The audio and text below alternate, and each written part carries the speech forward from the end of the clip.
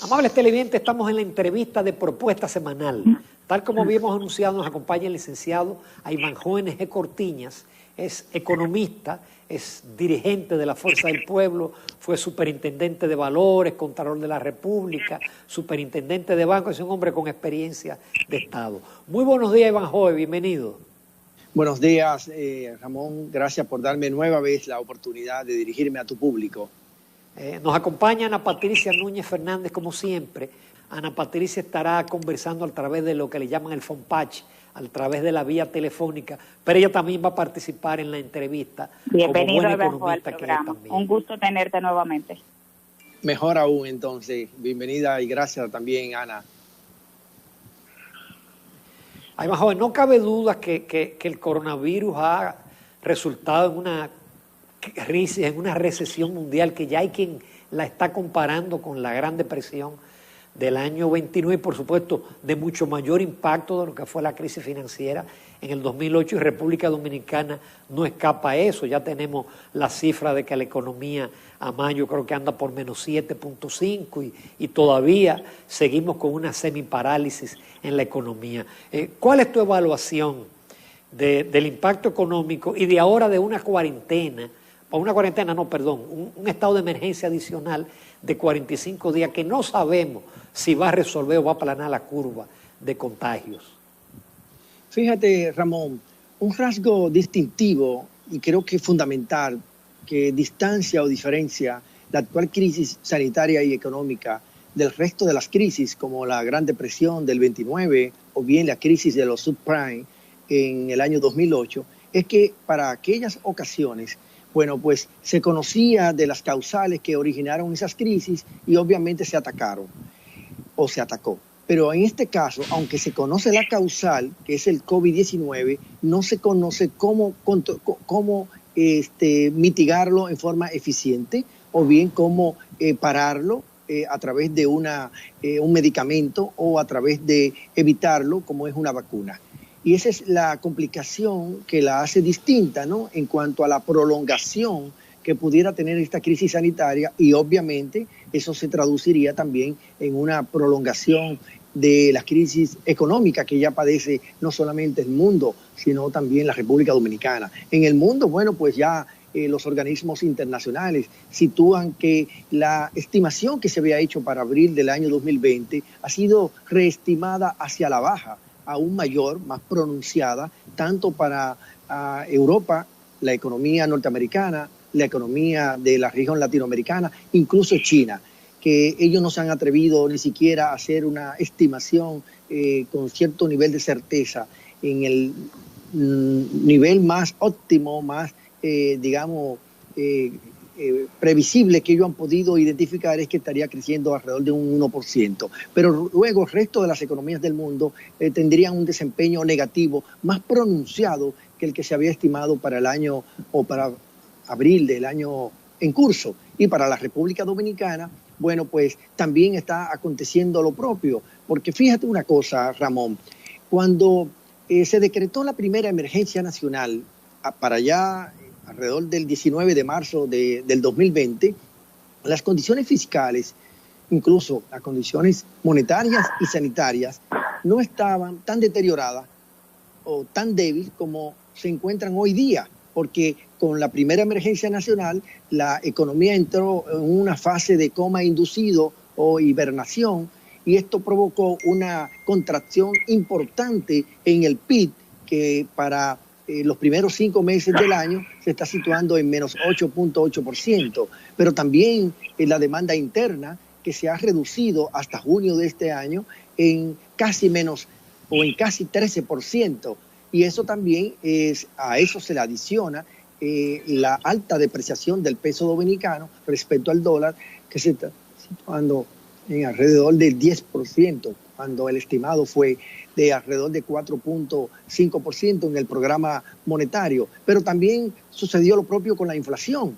En los primeros 4 o 5 meses del año fue una inflación negativa, y solo ahora, para el mes de junio, la inflación ha sido positiva de 1.17%, pero esto quiere decir entonces que una inflación negativa o una bajísima inflación pues es una demostración de recesión económica. Y si a eso usted le incorpora el tema de la cantidad de empleo que se ha perdido en el país, pues no me cabe la menor duda que estamos frente a una situación de inicio de una recesión económica.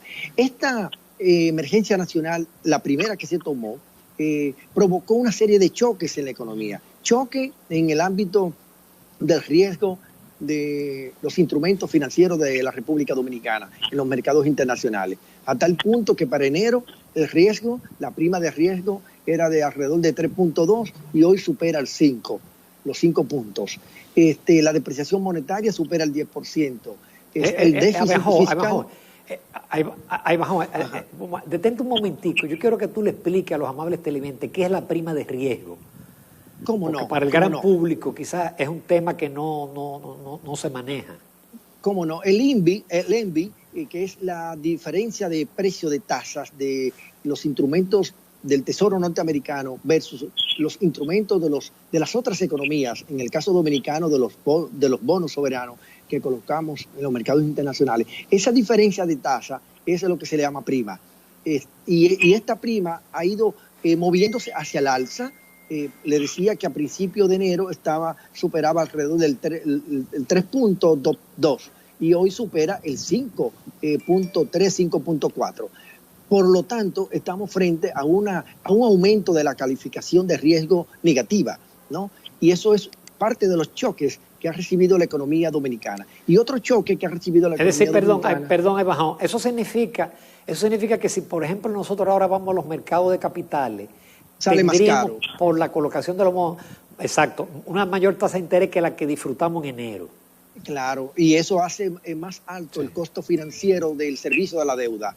Y por lo tanto es una condición o una precondición más negativa todavía para poder cumplir con los compromisos internacionales que tiene el país.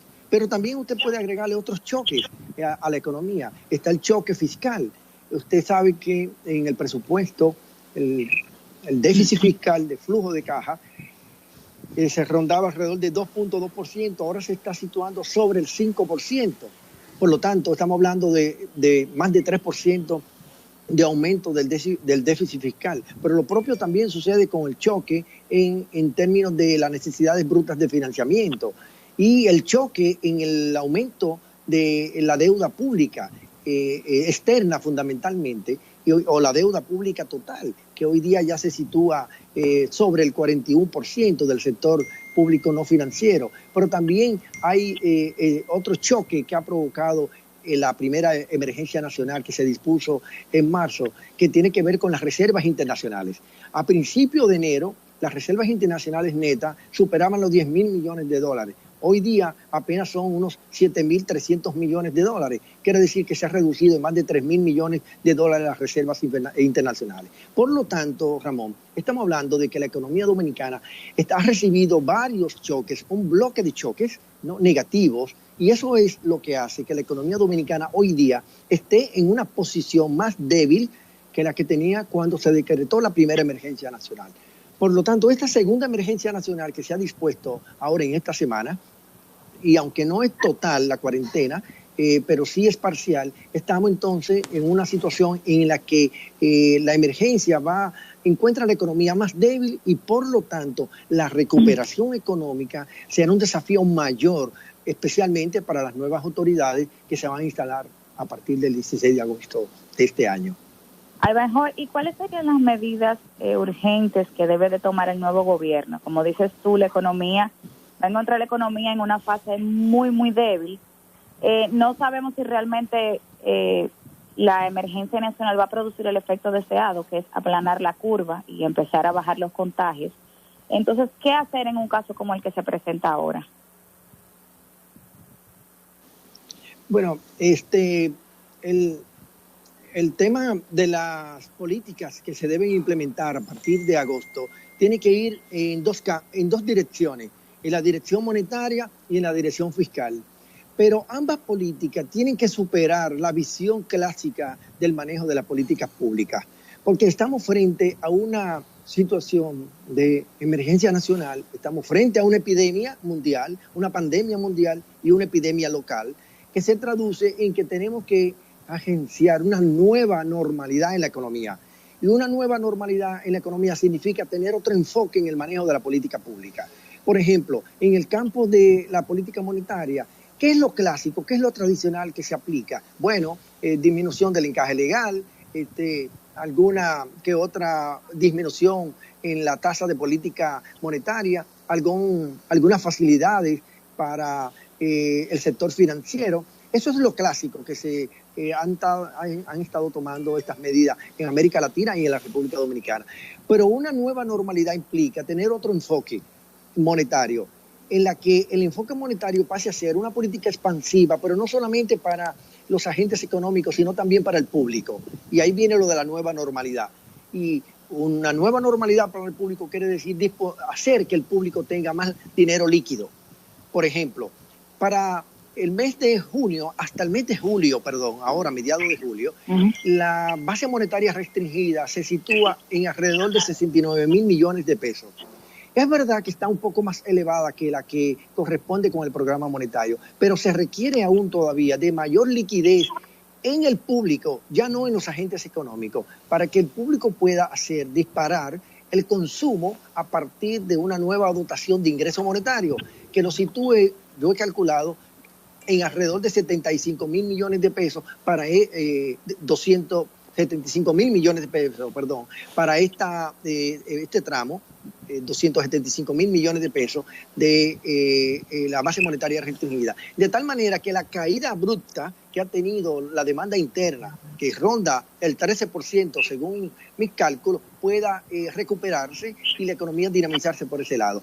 Pero por el lado fiscal, la nueva normalidad, Ana, Patricia, significa que el gobierno debe reformular el presupuesto, pero no una reformulación como la que hizo, una reformulación en la que pueda atacar, bajo el concepto de la nueva normalidad, algunas áreas del presupuesto de la nación que nunca antes se han tocado, como por ejemplo, el presupuesto de la nación para el sector de educación es del 4% del PIB, conforme lo establece la ley de educación, pero la propia ley de educación establece otro parámetro para asignarle recursos a la educación dominicana, que dice que también pudiera ser el 16% del gasto público total.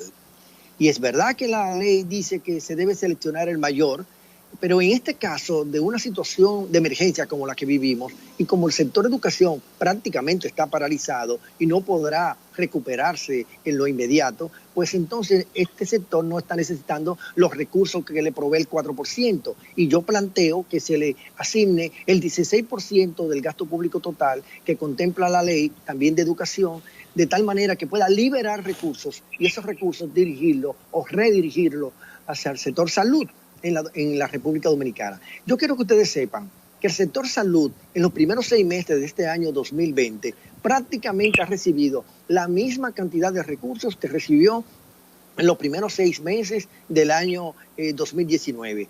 Y resulta contraproducente que en una crisis sanitaria esté recibiendo prácticamente el mismo monto. El único crecimiento que ha tenido es el crecimiento natural que se le asignan a todas las partidas del presupuesto de la nación, y en este caso para salud, y por eso ha recibido algo más que en el año 2019, pero fruto del crecimiento natural del presupuesto. Por lo tanto, ese es un desafío para las nuevas autoridades. Ivanhoe, en vista de la caída de las recaudaciones, pero también en vista de la caída del ingreso de divisas, sí vamos a tener un déficit en cuenta corriente de la balanza de pago muchísimo mayor que el que tuvimos en los últimos años. El gobierno va a requerir de una fuerte inyección de recursos internacionales. ¿Cuáles son las posibilidades a la vista? Porque en algún momento el Banco Central habló de un repos con la Reserva Federal de 3.000 millones de dólares, pero eso no llegó. Lo único que ha entrado son los 650 millones de dólares del Fondo Monetario y los 150 millones del Banco Mundial. ¿A dónde tú crees que el gobierno tendrá que explorar para la búsqueda de recursos externos? Eso es parte de la nueva normalidad de la que yo estoy planteando. La cooperación internacional debe agenciarse bajo una política que se denomina la política de mutualización del manejo de la deuda. Y la mutualización implica agenciar la colaboración de los organismos multilaterales y de los gobiernos amigos para que vayan en 2 direcciones. En una primera dirección, un poco aliviar la carga del servicio de la deuda externa que tiene la República Dominicana con nuestros acreedores para lo que resta de año al menos. Y por otro lado, para agenciar recursos frescos, bueno, pues tratar de convencer a los organismos multilaterales que sean aval, que nos den el respaldo para que futuras emisiones de bonos soberanos en los mercados internacionales puedan encontrar el aval de estos organismos multilaterales, de tal manera que la calificación de riesgo país pueda mitigarse, como ha aumentado, como ya lo explicamos en la primera parte del programa, como ha estado aumentando y podría aumentar dependiendo de la gravedad que continúe siendo y el descontrol en el que está sometida la parte sanitaria de la República Dominicana y los efectos negativos en la economía, pues esta política de mutualización con el aval o el respaldo de los organismos multilaterales facilitaría la colocación de bonos en los mercados internacionales y así agenciar recursos internacionales frescos que pueda respaldar la recuperación económica en la República Dominicana. No olvidemos que mientras la tasa de positividad del COVID-19 en la República Dominicana se mantenga en los niveles que ha estado y en crecimiento, hace 2 meses la tasa de positividad era de alrededor de 19% y hoy es casi 30%. Cuando la Organización Mundial de la Salud dice que el parámetro de referencia para decir que el COVID está controlado o tiende a controlarse es de un 10%, y aquí, en vez de acercarnos a ese 10%, nos estamos alejando cuando hemos pasado de 19 a 29% de tasa de positividad. Y eso implica, naturalmente, un revés para la reapertura económica dominicana, aún sea parcial, porque en un ambiente como ese, los agentes económicos no se sentirán animados a invertir. Iván Joven, para muchas personas, la población en general, se preguntan si el remedio no será peor que la enfermedad. El hecho de que la economía se encuentre hasta cierto punto cerrada, comercio, inversión, producción, empresas. Muchísimas personas se encuentran en fase, otras empresas están en cierre, otras van a cerrar. ¿Qué tú opinas respecto a estas medidas? O sea, ¿tú crees que son realmente necesarias o esto no traerá más inconvenientes que la misma enfermedad, que el mismo coronavirus? Fíjate, Ana Patricia, yo creo que por el hecho cierto de que son medidas parciales muy tímidas, más que resolver el problema, no va a resolver el problema sanitario ni tampoco va a resolver el problema económico. Y por lo tanto, si usted no resuelve ninguno de los dos problemas, no podríamos decir que las decisiones, las medidas son correctas. Yo soy partidario de que se necesita en el país una verdadera cuarentena, aun sean solo de 15 días, como forma de poder controlar real y efectivamente la expansión del COVID. Pero esta cuarentena por 15 días debe ser acompañada de reales medidas de control sanitario, de tal manera que pueda mitigarse esta expansión. Puedo ponerle como ejemplo, aquí se ha dispuesto un toque de queda a partir de las 7 de la noche con algunos lugares diferenciados. Y también algunas restricciones en negocios pequeños como colmados, restaurantes y en balnearios.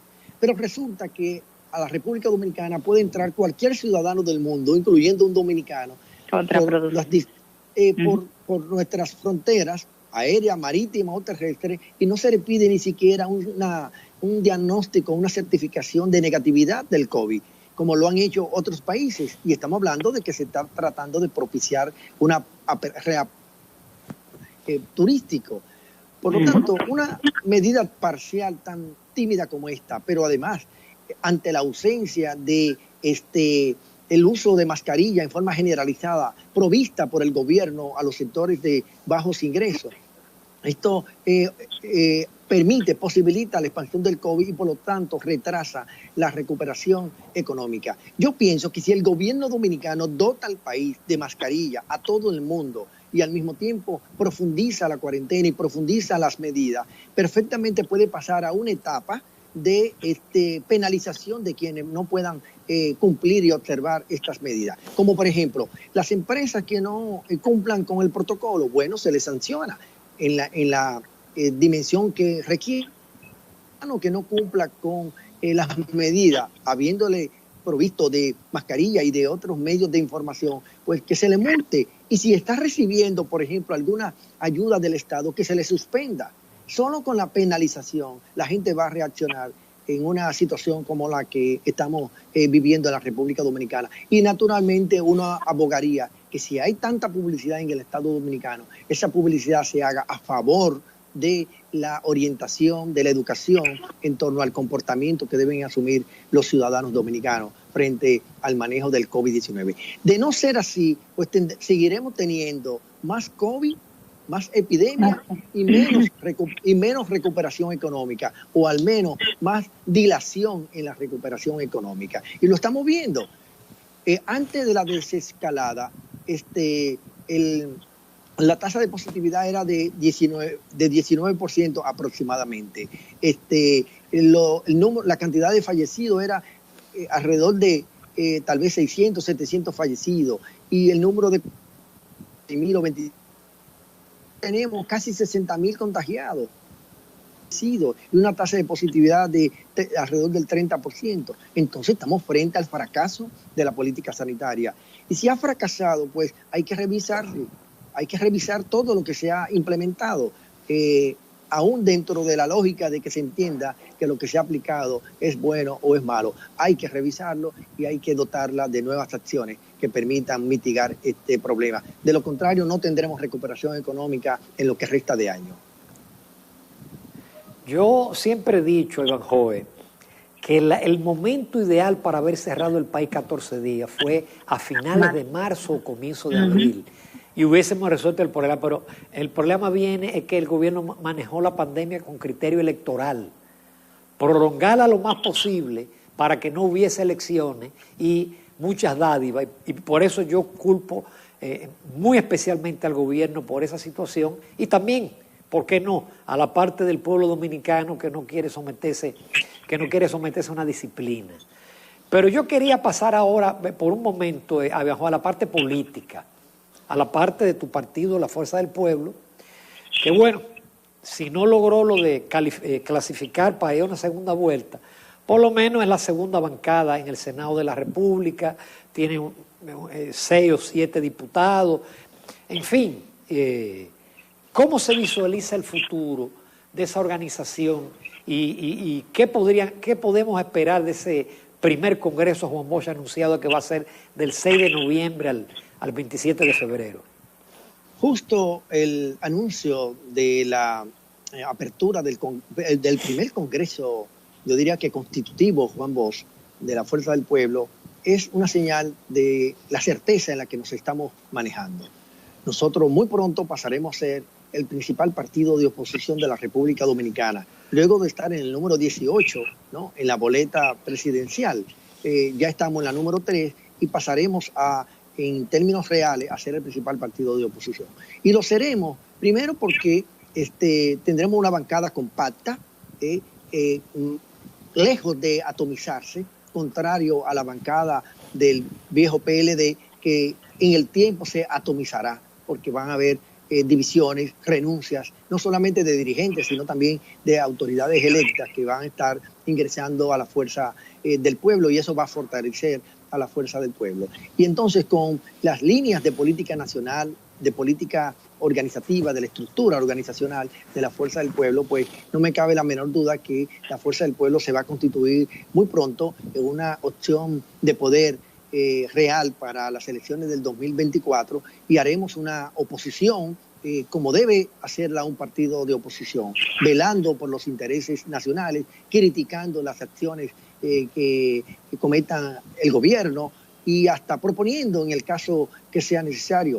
Y lo hemos hecho incluso desde el propio nacimiento. Leonel Fernández estuvo durante toda la campaña electoral sugiriendo medidas en el orden de la política sanitaria, incluso económica, y algunas fueron tomadas en cuenta y otras no. Igual lo haríamos también con las nuevas autoridades, hasta un punto, ¿no? Porque si terminan siendo sordos, bueno, pues jugaremos solo el papel de crítico. Y yo creo que ante un escenario como ese, la Fuerza del Pueblo, que ya uno está recibiendo, Ramón, yo quiero que lo sepa, nosotros los dirigentes estamos recibiendo muchas llamadas de personas, de dominicanos, de ciudadanos, que sin ser político o partidista, quieren abrazar la idea de ayudar a construir un partido nuevo, con una nueva esperanza, ¿no?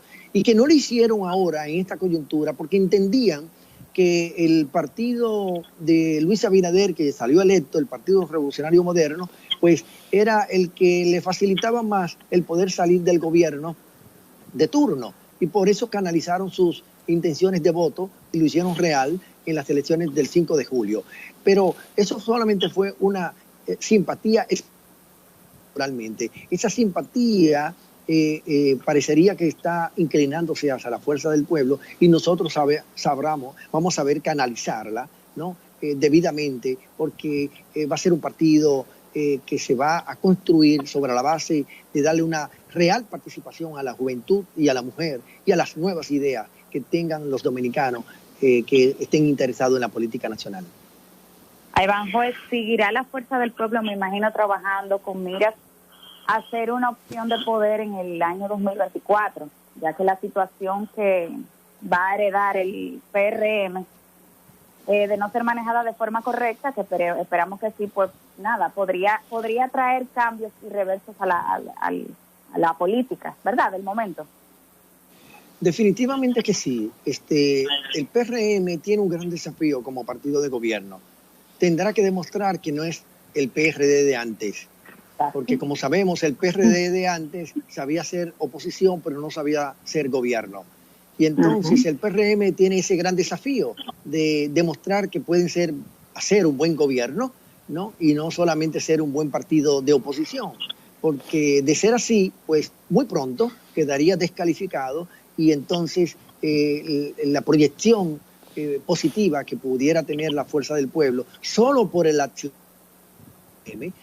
pues nos posicionaría como una opción de poder para el 2024. Y si usted le añade el accionar nuestro como partido de oposición, que lo estamos estructurando debidamente, con un enfoque moderno, pues esto se potenciaría, esta posibilidad de que la fuerza del pueblo se constituya en un partido verdaderamente exitoso, aunque ya lo fuimos, porque como decía Ramón, en esta primera participación, con apenas 8 meses de estar conformado, pues tenemos una buena participación en el Senado, en la Cámara de Diputados y también en los ayuntamientos de todo el territorio nacional.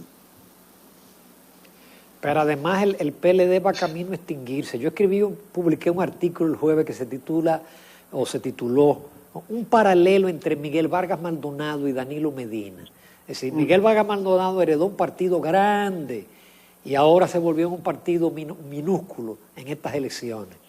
Y Danilo Medina, un partido que sacó él como partido 50% en el 16, bajó ahora a 33%. Y la tendencia del PLD va a ser a bajar. Cuando toda esa base sea sacada, cuando empiecen a sacar los expedientes contra los funcionarios, tienen un dirigente que está inhabilitado, es decir, esa base no tiene otra opción que ir a la fuerza del pueblo o ir al PRM. ¿Qué tú opinas? Definitivamente que sí, Ramón.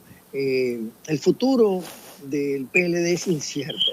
Y es un futuro que previsiblemente uno puede decir que se va a atomizar, se va a fragmentar, se va a dividir ese partido, por esas causales que usted señala. Porque yo creo que no hay mejor prueba, no hay mejor demostración de que la actual dirigencia del PLD fracasó, porque en primer lugar llevó a ese partido a la división, haciendo un fraude en octubre del año pasado, del 2019, cuando en las primarias impidió que se constituyera en el candidato natural elegido por la voluntad expresa del pueblo dominicano. Ellos impidieron que eso fuera una realidad e impusieron un candidato que a todas luces ni era representativo del PLD, pero tampoco tenía las cualidades para que lo representara en forma digna. Y esa situación creó las bases para la división.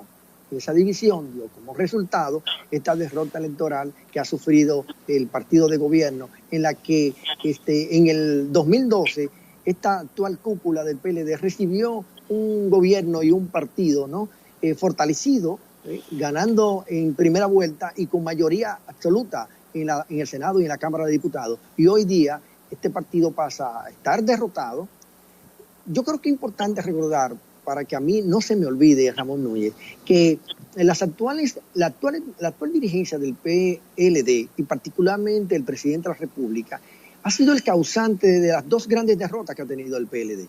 La primera derrota que sufrió el PLD en forma contundente fue en el año 2000, cuando perdimos del PRD y tenía como candidato para aquel entonces a Hipólito Mejía. Danilo Medina perdió la presidencia, la candidatura presidencial, y permitió que el PLD saliera derrotado. Y ahora nueva vez, en una segunda derrota, también en manos de esa dirigencia, sale derrotado el PLD y en forma humillante estaría saliendo del gobierno. Y yo creo que el ambiente que se aprecia, porque uno lo conversa con amigos que tiene ahí dentro, puede darse cuenta perfectamente que las bases de ese partido no están cómodas, no se sienten satisfechas con el accionar que ha tenido esta dirigencia política. En los pocos minutos que nos queda, Ivanhoe, vamos a hablar de tu nuevo libro que vas a poner en circulación en los próximos días y que ya el director lo va a poner en la pantalla, nuestro productor lo va a poner en pantalla, tu nuevo libro. Háblanos de esa obra. Cómo no, sí. El libro se llama Algunos porqués de la economía dominicana. Lo voy a mostrar aquí en la pantalla mía. Este libro, que tiene 470 páginas, ha sido escrito, sí, es el libro más grueso en volumen de páginas de los 4 libros que ya he publicado, todos en el área de la economía. Este cuarto, justo lo puse a circular en estos días del mes de julio, y ya está siendo vendido a través de la librería Cuesta, y perdone la promoción, yo creo que de las pocas librerías que quedan en la República. El público lo puede adquirir, tanto el público estudiante como el público en general que esté interesada en estos temas. Se llama Algunos porqués de la economía dominicana porque justamente está escrito en forma casi de diálogo, de tal manera que le permita al lector alguna facilidad en la comprensión didáctica y coloquial en el que está escrito, pero al mismo tiempo también porque no tiene que leer, para entender el libro no tiene que leerlo desde la primera página hasta la última, sino que perfectamente puede seleccionar unas de las preguntas que aparecen en el índice y leerlo y luego pasar a otra pregunta sin que necesariamente esté en la continuación de la página que sigue. Este es un libro escrito con una finalidad totalmente didáctica, que permita, que contribuya a reducir el déficit de cultura económica, de cultura financiera que hay en el país, y que pueda hacer un aporte a la literatura económica dominicana, especialmente en el ámbito que tiene que ver con estudiar la economía del país. Y este libro, la mayoría de los temas, están referidos a temas coyunturales, a temas de actualidad.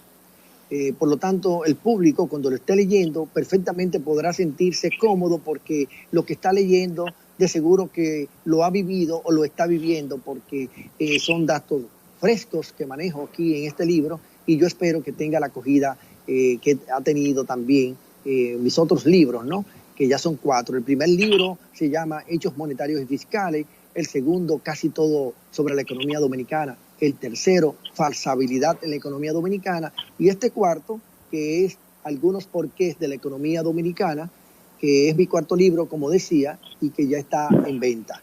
De manera que le haré llegar, Ramón y Ana Patricia, un ejemplar a cada uno de ustedes para que puedan leerlo.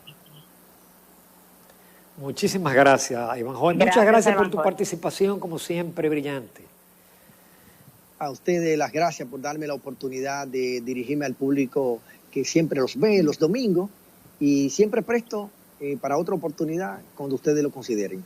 Gracias. Perfectamente. Nos vamos a una breve pausa comercial. Continuamos en Propuesta Semanal.